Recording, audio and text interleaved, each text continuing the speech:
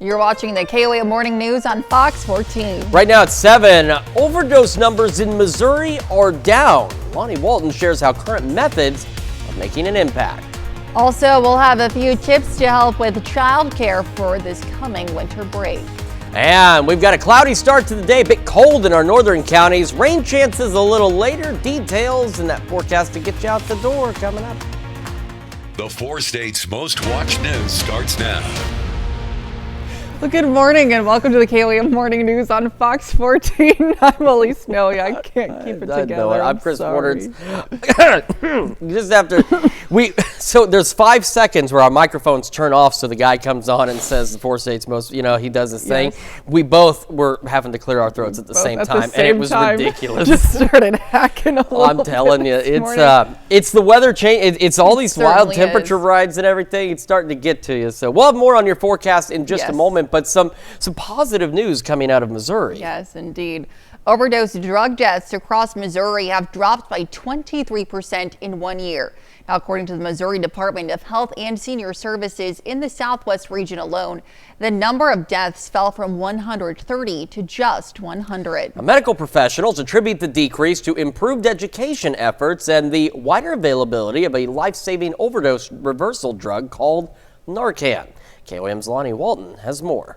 Unfortunately, I came from a long line of alcoholics, so I had that addiction piece in my biology. Teddy Steen is the executive director of Recovery Outreach Community Center in Joplin, also known as ROC. Steen says the addiction was so bad it stuck to her like glue. In violent relationships with men and just I could not go. I was under the influence at all times of my life. Cherie Beebe is the manager of ROC. Like many teens, she started out with marijuana, but with both parents dead at 16, pain and hardship found their way right in the center of her life. Her drug of choice, methamphetamine. Throughout my process of using meth, it kind of consumed my life. I went through losing my kids. I've been to prison 3 times. After all these felonies, Beebe said the judge was fed up. That's when she gave her an ultimatum. The judge was like, "You've been catching felonies since 2011. We'll offer you treatment court or prison." So of course I'm like, I'll take treatment court. Both Beebe and Steen are now on the upside of life, and so is Missouri when it comes to overdose deaths. Dr. Allison Smith says partial credit goes to the drug Narcan. Getting Narcan in people's hands has been pivotal. So it can reverse death by getting people breathing again. Health officials are very thankful for the decline in deaths due to Narcan. They said the best way to keep things down and contained is through education. My hope is that we just have continued education because education reduces stigma. And both Beebe and Steen have words of encouragement for those still struggling with addiction. It's okay to ask for help. It's okay. I had to ask for help at the very beginning, and look where I am now. They have so much to bring to the world if they would only let that go. Reporting in Joplin, I'm Lonnie Walton, KOAM News. While they decreased 33% statewide, opioids were still present in 65% of overdose deaths this past year. That's unfortunately the epidemic that's taken hold in terms of drugs and the accessibility to those, which has become so wide, just crazy easy. But thankfully, at least, we're coming up with ways to help as best we can and try and fight this. So, well, we've got a cloudy start to the day. If you haven't been outside, we're going to do it for you by showing you how it looks outside from our camera downtown Pittsburgh. Got a few peaks of sky out there, really not much though. Same from, it looks neat though. MoDOT camera 20th in range on. We are still dry for the time being, trying to get a little daylight in here, but we're really not going to see much. As we go later in the morning, afternoon, we're going to have an opportunity for a few isolated to widely scattered showers, maybe a rumble of thunder or two. Our daytime rain chances are not very high. It's overnight tonight that they'll increase. Now the good news is too is the cold front this afternoon will lift north, and that will allow our friends in our northern counties to begin to warm up a bit because it's a bit cold out there. 39 in Joplin, 30 in Pittsburgh, and here's that warm front. And you can see where it came. It came a little further south in some areas than what we were looking at yesterday. Not significantly so, but enough that, take a look at these temperatures north of the front. You're in the mid to upper 20s. South of it, upper 30s and low 40s. And of course, north of the front, where that breeze is feeling a lot colder. 17 Iola, 18 Fort Scott, 19 Yates Center. You get south of the front, and it does feel colder, but not nearly as cold as it does right now if you are north. Now again, that front lifting north through the morning. We're going to eventually make the low to mid 50s, cloudy skies, south winds gusting to 30, and then we'll have isolated shower chances as we head into the evening. As I mentioned, rain chances increase tonight. We've got another round of rain by Sunday night, and then we've got that cold front next week. Details on all of that here in just a few more minutes. Elise? All right, Chris, thanks. Well, Freeman in Joplin reveals the hospital has made a major change to its mammography services after concerns about quality. Mammography services at the Freeman Women's Pavilion in Joplin have been temporarily stopped since November 7th. Now, after a KOAM inquiry, Freeman sent a statement that says why. Now, Freeman says the move follows concerns raised by the American College of Radiology about the quality of Freeman's mammography services. The organization says the images have failed to meet the ACR's clinical image quality standards as required by the Food and Drug Administration. Now, the ACR says those images had been substandard since September 13th of 2022. And in a statement from Freeman Health System, the provider says, quote, "We have already started revitalizing our protocols, enhancing staff training, and working closely with the manufacturers of our 3D mammography units to calibrate our equipment. We have also established a devoted call line and an email assistive service to address patient and provider questions," end quote. In the meantime, breast care and mammography services are being redirected to the Freeman Neosho Hospital Women's Pavilion. A winter break, their roughly 2-week period when schools are out of session, is something kids typically celebrate, but their parents maybe not so much, especially when working parents have to find childcare options for that time. KOAM Samantha Walker has more. Hoping my mom can help out some, but I'd say it's probably mostly me and my wife handling it. With holiday break right around the corner, many families are thinking about what they'll be doing for childcare. I'm a stay-at-home mom, so I guess I'll just watch my kid. But for some parents, there just doesn't seem to be that many options. Honestly, I am still kind of working on it, but hopefully I can find some, nice hospitable people that are willing to, take in my kids while working. If not, then I'm just going to have to take a nice week off of work, I suppose, or a couple weeks, depending on, my situation, how it goes and such. Not exactly sure yet, though. Many parents rely on local programs to help fill that gap. Places like the YMCA often offer a winter camp, and many Boys and Girls programs offer an option for families already enlisted. The Boys and Girls Club of Southwest Missouri's Christmas break program is already full, with 225 kids signed up. Other programs say they expect to fill their rosters as well. Christmas is our biggest one throughout the entire year, other than summer camp, and we typically sell out. Camp Now and Then is hosted by the Pittsburgh Parks and Rec Department. Parents can sign up their child for $20 a day for a full host of activities, from play to arts and crafts. Our whole goal is to keep them active, so they're not just couch potatoes, but we continue to learn socially with other kids because it's ages 5 through 12, so they're getting lots of different grades in there and from different schools too. Those in charge of childcare programs say it's important families start thinking about their options now before it's too late to sign up and the spots are all filled. Figure out your holiday plans, figure out what's going on, and if you need childcare, sign up. But both parents and program organizers say there needs to be more options available for working families. We do have to work, unfortunately, and the kids have got to go somewhere. I honestly do think there needs to be a little bit more easy and accessible ways to be able to take care of the kids during the holiday break, hopefully. Samantha Walker, KOAM News. We can find a list of some local programming options for overwinter break on our website, KOAMNewsNow.com. And those are our top news stories this half hour. Coming up next, the Joplin First Christian Church is celebrating 150 years, and you're invited to the celebration. The Joplin First Christian Church is celebrating 150 50 years. And we have Hunter Melton with us this morning, the pastor of the church, with us to share about the celebration and also invite the community out to come join them. So good morning to you. Thank you so much for being with us, Hunter. Talk to me a little bit about your church and also just the celebration and the accomplishment of 150 years. Yeah, our church has been around for a very long time at this point, 150 years. I believe our church building was built in 1901. It's one of the oldest church buildings in Joplin that's still meeting. It's incredible.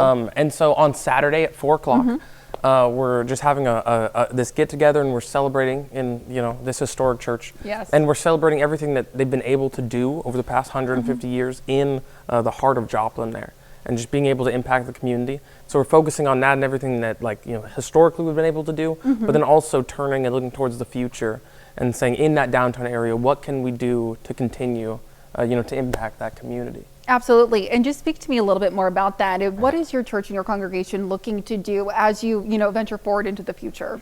So specifically on Saturday, we're just getting together, having some birthday cake, hanging out, impacting the community. And then throughout the last few years, we've done multiple things to try to help, uplift the community around there. We've done, coat drives for the homeless community. We've had housing fairs to try to help people, get housed in that downtown area. And so, we're just trying to partner with local churches that are around us and just, trying to be there for community in whatever capacity, that may be. Absolutely. And for people who are just wanting to come out and just appreciate some Joplin history, what can you say to that as well? It's a beautiful historical building. I know they have these beautiful stained glass windows. I always make a joke whenever I'm preaching on Sunday mornings, at 10:40, and I always make a joke that I have the best view in the house because everyone else is looking at me, but I get to look at this beautiful stained glass church that everyone else can't see. But so it's always a wonderful time. So just coming out and appreciating that. Appreciating, the history of, in 1901, the church was built for only $25,000, way back in old-timey money. So if anybody knows any places where you can buy an amazing building like that for $25,000, let me know. Just appreciating the history, during Prohibition, there was 2 arson attempts on the building because the preacher was, saying things people didn't agree with, and having bodyguards around them and stuff. I'm glad I don't need any bodyguards too often. Well, lots of history there. Yeah. If people want to find more information about the Joplin First Christian Church, or they want to find more information about tomorrow's event, where can they do so? We have a website online. We have a Facebook page. People really like using the Facebook page for things. So you can just go online. You can come see us in person. We'll be happy to hang out and answer any questions. So. Wonderful. Well, thank you so much for being with us this morning, Hunter. Happy to have you. Stick around. We'll be right back. Welcome back to the KOAM Morning News 717 on this finally Friday in the 4 states. Future Track. Now again, the Future Track is showing at least an opportunity for a stray shower or 2 between now and noon, but I think slightly better chances will be once we hit the afternoon hours for some isolated to widely scattered showers out there. Now there may be a rumble of thunder or 2, but I think most of what we'll see during the daytime will be rain. And then as we head into the evening and overnight hours, late evening, overnight, that's when we'll see opportunities for a few more showers and some thunderstorms. But again, the good news is we're not anticipating any severe weather, nor are we anticipating any winter weather, but some thunderstorms will be possible as we head into the first half of our Saturday. So late tonight into Saturday, and I think by about noon, we're pretty well done with the rain for Saturday, but we're still going to be dealing with gusty winds. We've got a low pressure now just to the the west of Kansas City, and it'll continue to lift off to the east-northeast and will be mostly cloudy until it clears much further to our east, and then we'll start to see some gradual clearing late Saturday into early Sunday. Now, because we'll lose the cloud cover, it means we lose that thermal blanket, which means we will be colder tomorrow night into Sunday than we will be tonight or even Sunday night. and falling back into the 30s. It'll start to go partly cloudy in the first portion of our Sunday, and then clouds will begin to increase, and winds will begin to increase a bit out of the south. It's also going to be much warmer Sunday as well. We're going to spend virtually all of Sunday dry. It will not be until similar to tonight, until after about 11 o'clock. We'll start to see some opportunities for some additional scattered showers and thunderstorms from Sunday night into Monday. It is cloudy right now. It's very cloudy out there. It's 39 in Joplin, feeling like 35 with an east breeze at 6. Here's that warm front. It came just a few miles further south than what we were anticipating yesterday. But if you are north of it, look at how much colder you are. Into the upper 20s out there. You get south of it, you're upper 30s and low 40s. And then with the winds, it feels like it is 17 in Iola, 18 Fort Scott, 19 in Yates Center, 20 in Nevada. It feels much colder up here north of that front. Down south, wind chill not as big of a deal. Still feels cold, but not nearly as cold as it is up to the north. So now, something to keep in mind. Through the morning, that warm front by this afternoon will be back far enough north that even our northern friends will get a little bit warmer. But initially, most of us south of that front be the mid 40s by 8. I think we're talking mid 30s in our northern counties. But once that front begins to lift north, you'll get a little bit warmer. Cloudy skies, 52 by 11 o'clock. Highs today, low to mid 50s out there. Cloudy skies, south winds gusting to 30. And again, those isolated shower or thunderstorm chances. Still isolated through the evening, cloudy, breezy. Low 50s, temperatures leveling off, hence the thermal blanket thing. And we'll fall back into the upper 40s tonight. South winds still gusting to 30. Winds will still be gusting upwards of 30 tomorrow. Showers and storms again the first half of the day. Low 60s Sunday.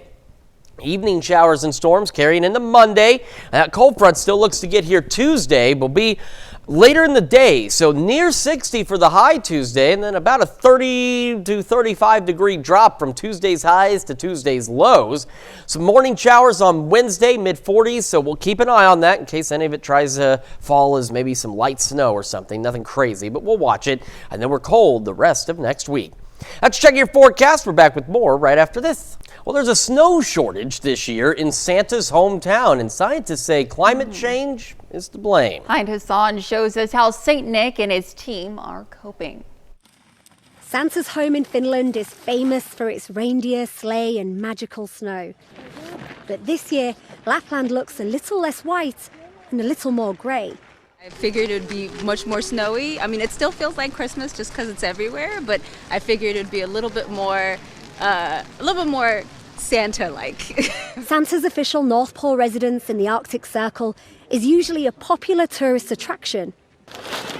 But a warm autumn has transformed a festive landscape into a mix of ice and sludge. There was exceptionally high temperatures in the beginning of November.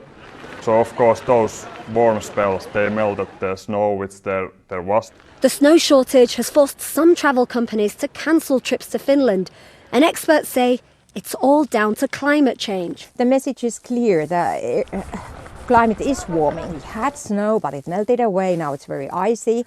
And that's left reindeer struggling to dig up their food. While it's not the winter wonderland visitors were expecting, Merry Christmas. Santa Claus and his helpers remain optimistic and insist deliveries are on schedule. Of course, my reindeer, they can fly, so that's no problem. But it's so much nicer when everything is covered with the snow, and it really gives you the Christmas feeling. For now, dreams of a white Christmas are on hold until next year. Well, scientists say climate change is heating up the Arctic almost 4 times faster than the global average. Wow, unbelievable. Well, hopefully we get some snow. Santa needs the snow. He certainly does. Now, like you said, his reindeer fly, but still, it does make it feel a lot more like Christmas. Absolutely. Well, coming up, a Crawford County farmer is using new technology and hopes to provide a better product. And we've got ourselves a cloudy start to the day. We got a few rain chances out there as well. Well, I'm going to look at that forecast for you when we come back.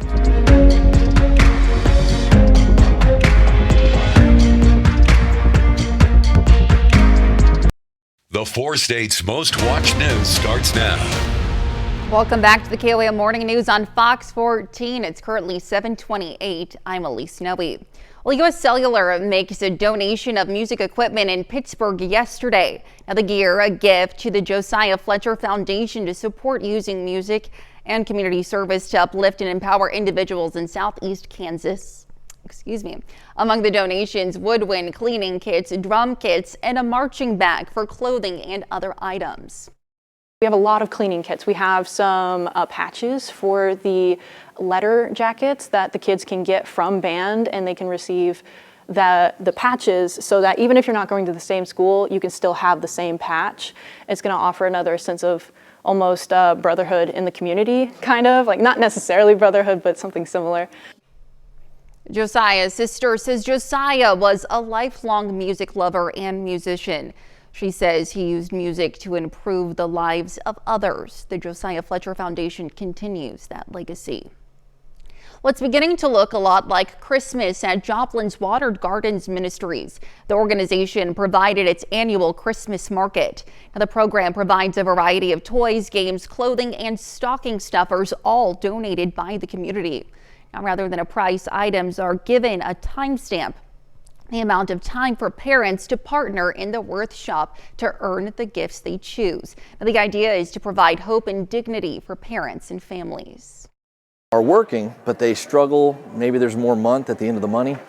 And rather than just have someone come and give them gifts for their kids, they can come here and shop for the gifts, partner to earn them. We help wrap them, and then they can head up. And just is a great way to make sure that they get to take care of Christmas for their family. Watered Gardens has provided this program for years, and this is the first time it's been at Joplin First Church. Now let's check in with Chris for a look at the forecast. Cloudy start to the day out there. You can see that from our camera. Downtown Pittsburgh, we're still dry for the time being. Nothing on the Skywatch storm tracker in terms of precipitation, but that will begin to change later in the day. MoDOT camera 20th in range line. There's a little bit of an opening in the sky out there, and on the Skywatch storm tracker, I don't have it loaded up right here, but there is a little, almost like a little hole in the clouds right over parts of Cherokee and into Jasper counties. But the rest of us still dealing with cloudy skies. Now, our northern counties again are cold, but the warm front through the morning will lift further north and allow you all to warm up. And by late morning, early afternoon, isolated to widely scattered showers will start rolling through. Could even have a rumble of thunder or two, but nothing too crazy out there. We'll be back up to the mid-50s. We'll have those gusty south winds to contend with as well. Right now, though, 39 in Joplin, 30 in Pittsburgh. And take a look at the difference this warm front makes. Here it is. Right along this line and up to the north of it, we're in the mid to upper 20s. You get south of it, it's upper 30s and low 40s. So, of course, with the winds, if you are north of the front, it feels like it's 15 in Iola. 15, 18, Fort Scott Yates Center, 20 in Nevada. So cold up north, a little milder down south. But again, this warm front will lift north as we go through the morning hours. We're looking at highs low to mid 50s. Rain chances, of course, gradually increasing as we head through the evening and into the overnight hours as well. So we got the rain and thunderstorms tonight. We've got some Sunday night. We have that cold front still coming in on Tuesday. Details on all of that here in just a few more minutes. Elise? All right, thanks, Chris. With the harvest season in the rearview mirror, farmers across our area now look towards the next season. Some of them are adding new innovations to their fields to help produce better quality crops and higher yields. One farmer in Crawford County tells us how he's combining two different types of technology to boost productivity. I was always wanting to irrigate and grow a really good corn crop, and so I had the opportunity when my son bought this property here with the big pond.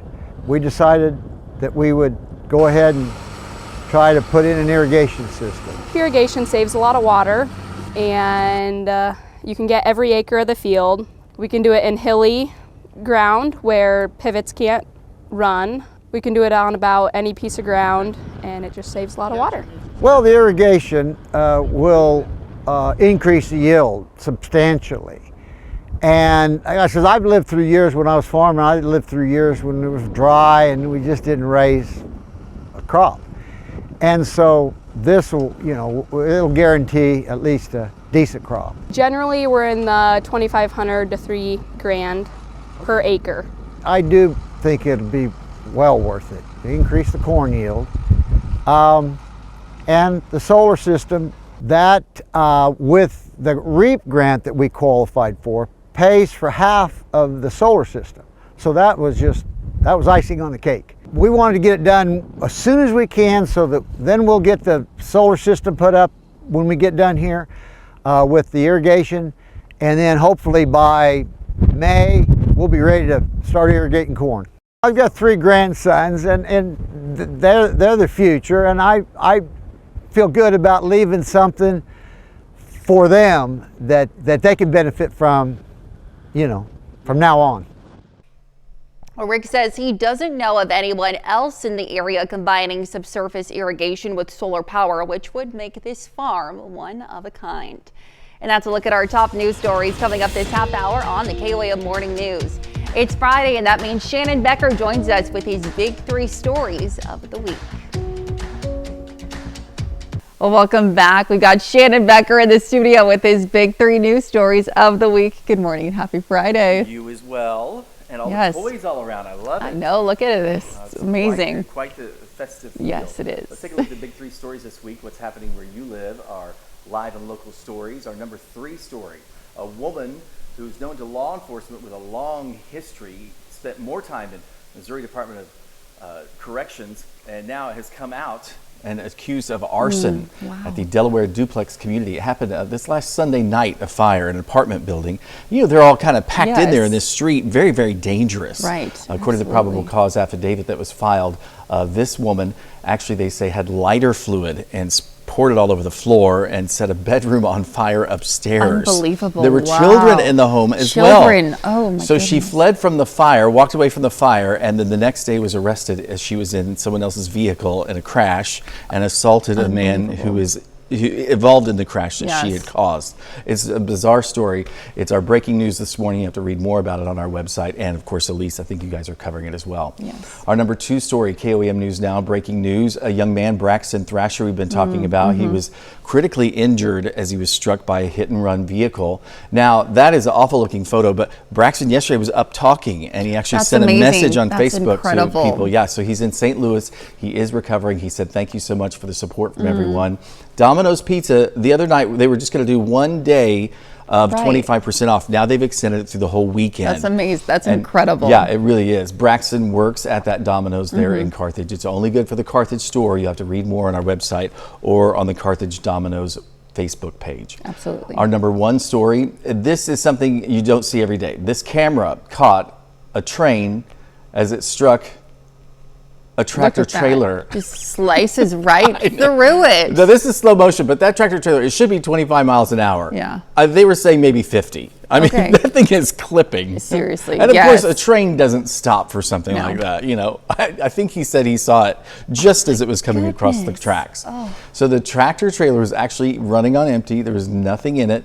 I don't know what he was in a hurry to get home to or something, but the driver was not injured. The train engineer hurt his shoulder. Okay. It's bizarre. But it could have been a lot worse. It totally Unbelievable. Could. We've been at that track numerous times, and people have been struck before. And then our bonus story of the week, I love it. It's our Christmas light list. Oh, look at that. It's got directions to every location. You just click on it, and it'll tell you how far it is from your house. That's the Campbell's Christmas Light Show in Dunaweg. Beautiful. I had to check that out last night. There's music that goes along with a lot of these. This is my favorite. Don't tell, I do have a favorite. The Molinaro Christmas light display. Dustin Molinaro has the nostalgic blow molds. They're from the 50s and 60s. They're really, really cool. He also raises money for Toys for Tots. And Neosho, the Spring Park in Neosho, Carthage has lights. There's just so many different festivities places. everywhere. So there's probably, I bet there's 30 locations, and there's a list on our list, and you could drive to each one, and I've arranged them in different categories of different areas. So how fun! I do work hard on that because I love it, do. and I think a lot of people appreciate it too. So you always check it out on our website. Hard. Yes, That's thanks our bonus so much, story. Shannon. We'll stick around. We'll be right back. Welcome back to the KOAM Morning News. Coming up on 7:42 on this Friday morning, and we're starting with the future track. Could have a couple isolated showers between now and noon, but slightly better chances for scattered showers, maybe a rumble of thunder as we head into the afternoon and evening hours. The warm front, which right now is positioned about here, keeping the northern half of our area very cold, will lift north through the morning, so you will be able to warm up a bit. You'll have a slightly milder overnight as well. And as we go overnight, after about 11 or midnight, we'll have a few more showers and even some thunderstorms, but no severe weather is expected. And this will continue through the first half of our Saturday before it eventually begins to clear out. So here's a low pressure system. That's what the warm front's attached to. And as it pushes on to the east-northeast, it will take the rain with it, but not quite the cloud cover and definitely not the gusty winds out there. They'll still be gusting upwards of 30 miles an hour tomorrow. We'll also have mostly cloudy skies for a good portion of Saturday. It won't be until late Saturday evening and into the overnight that skies will clear. Now again, the clouds act as that thermal blanket, traps in warm air. So we're going to have a mild night tonight. We're even going to have one Sunday night, but not tomorrow night, because as we clear. That allows that warm air to escape, so we're falling back into the 30s to start our Sunday. Sunday, partly cloudy skies, then we eventually start to go mostly cloudy as clouds increase. We're dry for most of Sunday. It won't be until late Sunday into early Monday that we'll have another round of showers and thunderstorms begin to push through. Now, the good thing is no severe weather is expected from any of these events. Skywatch Storm Tracker, there's a little opening in the clouds right over Cherokee into Jasper County. And that's what we're seeing here. You see the clouds around, but not directly above. And the latest update on the satellite image, most of Jasper County is now in the clear, but it's only brief. It will cloud back up again. 39 in Joplin feels like 35. And here's that warm front. So north of it, still very cold. Upper 20s out there. You get south of it, we're upper 30s and low 40s. And of course, where it's colder, the wind has a bigger impact. Feels like 17 in Iola, 18 Fort Scott, 19 Yates Center, and 20 in Nevada. And then down south, the wind still makes it feel a little cooler, but not as cold as it feels north of that front. So starting the day, mid-40s for most of us, but up north of that front, probably going to be in the 30s. But through the morning, that front will lift to the north and allow that warmer air to get in there as well. Cloudy skies, breezy, 52 by 11. Highs today, mid-50s. Winds gusting out of the south to 30. And we'll have, again, those isolated to widely scattered showers, maybe a rumble of thunder. That continues into the evening hours. And thanks to the clouds, temperatures level out a bit. Holding into the low 50s, eventually into the upper 40s tonight. So that's the other thing, is any rain we see will be rain, nothing else. Now over the next 10 days, we're going to warm up. 60 tomorrow, 63 by Sunday. Those storms start building in again into Monday, near 60 again on Monday, near 60 Tuesday, then evening showers continuing into the morning on Wednesday. And that's something we'll watch closely. We're not expecting anything significant, but we could get a brief period of some wintry precipitation overnight into Wednesday because that cold front comes through. 30-some-odd degree drop in temperatures going to the mid-40s Wednesday. So again, slick spots are the bigger concern if we do see any wintry weather from Tuesday night into Wednesday. It will be pretty darn chilly the rest of next week. That's checking your forecast. Now here's Elise with Consumer Watch. All right, thanks, Chris. Well, DoorDash is making updates to its driver verification process in an effort to crack down on account sharing. The food delivery company says drivers must now verify their identity immediately after making deliveries. Now, this comes as authorities in some cities report people with traffic violations are still making deliveries using other people's accounts. DoorDash says it has created an advanced machine learning system that flags any suspicious activity. And consumers with the type of decorative Christmas tree light controller should prepare to return them because of potential fire safety issues. The Consumer Product Safety Commission says several types of Christmas tree lights controllers made by Mr. Christmas are being recalled because the units can overheat, creating fire risks. Now, the controllers were sold at Walmart, Target, and Cracker Barrel stores nationwide. Consumers should stop using the unit immediately and return them for a full refund.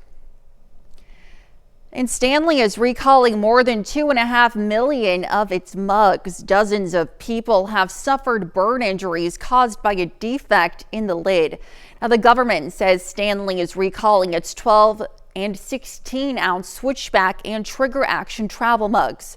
The recall was ordered after it was determined the mug's lid threads have the potential to shrink when exposure to heat and torch, which then causes the lids to detach during use, posing a burn hazard. And those are our top consumer stories. Let's take a look at the market prices before the opening bell.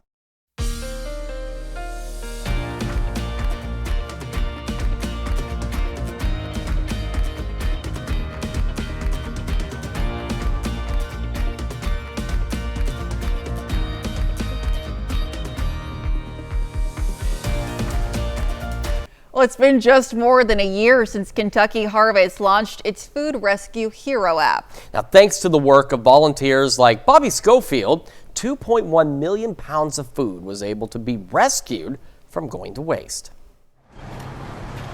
I've been doing this for over a year, almost a year and a half now, so I've got my route established.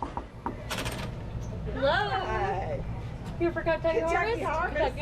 And I can walk in and say hello to the manager and by first name, and it's great. They have bags together for me. Since Bobby Schofield started volunteering to rescue food with the Kentucky Harvest app, she's kept almost 11,000 pounds of food from being thrown away. I've got it every Thursday. Again, if I want to pick up 1 or 2 during the week, I can. I can go on the app any day and say, hey, these are available. Do you want them? And then you choose those. And then you can get your directions and you can get how many bags you expect, etc. Bobby says it usually takes around 30 minutes to complete a run with the Kentucky Harvest app. In fact, this one that we're on right now, from Thornton's to the Family Scholar House, only took about 15 minutes. Very easy, extremely easy. They make it easy on you because then you collect more for them. Which is a good thing, according to Deja Jackson with the Family Scholar House. We really need partners and volunteers who will help provide that, fill in that gap for not just our participants, but everyone in the city who is really needing food right now. Jackson says Kentucky Harvest volunteers like Bobby have delivered over 28,000 pounds of food to the Family Scholar House alone this year. That's a really, really big help. Yeah. Our volunteers are really the bread and butter of our operation. So, those 2.1 million pounds of food that we rescued last year, we would not be able to do without our volunteers. Aaron Moore with Kentucky Harvest says the app has benefited more than 80 nonprofits this year by collecting excess food from over 191 businesses and restaurants across Louisville. We're not a food pantry, we're not a food bank, but we're helping fill in the gaps of the existing system that's out there. It's good. It makes you feel good. Helps your heart. That's certainly an impressive app, an impressive program as well. Innovated and all for a good cause. Great to see. And saving the food from going to waste. There's a lot of food that does go to waste on a regular basis around here. So it's good to be able to save some of that. And we're going to save the day with rain chances. I know rain's not everybody's favorite thing, but we need so much rain right now that I think it's everybody's favorite thing at this point. And that's what we're going to start to experience. Between now and noon, possibly an isolated shower or two. Slightly better chances of isolated to widely scattered showers, maybe a rumble of thunder as we head through the afternoon and into the evening. That warm front, which right now is down a little further south, will lift north through the morning, so our northern counties, you will have an opportunity to warm up. I know it's cold right now. Overnight tonight, view more of these scattered showers, even some thunderstorms. No severe weather is expected, and we're going to remain warm enough that everything that falls will be rain. By 9 a.m. Saturday, still have some showers and thunderstorms out there. They're on their way out, and by noon, we're pretty well done with the rain. Mostly cloudy tomorrow, still breezy. Skies won't clear until late Saturday, early Sunday, so we'll have a chilly night Saturday into Sunday. Clouds come back on Sunday, and then by late Sunday, we're going to have another opportunity overnight Sunday into Monday for some additional showers and thunderstorms. We'll have one more look at your forecast, plus the news you need to know right after this. Well, here's a check of today's top headlines, the news you need to know before you head out the door. A Freeman's Women's Pavilion in Joplin has temporarily stopped its mammography services. The changes come after concerns about quality. The organization says the images have failed to meet the ACR's clinical image quality standards as required by the FDA. In the meantime, breast care and mammography services are being redirected to the Freeman Neosho Hospital Women's Pavilion. Now, overdose drug deaths across Missouri have dropped by 23% in 1 year. In the southwestern region alone, the number of deaths fell from 130 to just 100. Medical professionals attribute this decrease to improved education efforts and the wider availability of Narcan, a life-saving overdose reversal drug. And U.S. Cellular made a donation of music equipment in Pittsburgh yesterday. Among the items donated were woodwind cleaning kits, drum kits, a marching bag for clothes and items, and so much more. Now, the gear went to the Josiah Fletcher Foundation to support using music and community service to uplift and empower the people of Southeast Kansas. And we've got ourselves a cloudy day. We're going to have some rain chances out there. Isolated showers, scattered showers into the afternoon. Temperatures mid-50s. Our northern counties, don't worry. That warm front will lift north. You'll have an opportunity to get a little warmer today. I know it's cold now.